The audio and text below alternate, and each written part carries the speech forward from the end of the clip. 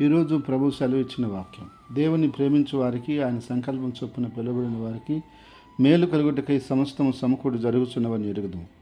ఈ సహోదరి సహోదరులారా, దేవుణ్ణి ప్రేమించే వారికి, ఆయన సంకల్పం చొప్పున పిలువబడిన వారికి వారి జీవితంలో ఎలాంటి పరిస్థితులు వచ్చినా, ఎలాంటి స్థితిగతులు ఏర్పడినా, ఎలాంటి శ్రమలు శోధనలు వచ్చినా అవన్నీ దేవుడు ఆశీర్వాదకరంగా మేలుకరంగా మార్చగలడని ఈ యొక్క వాక్యం ద్వారా దేవుడు చదివిస్తున్నాడు.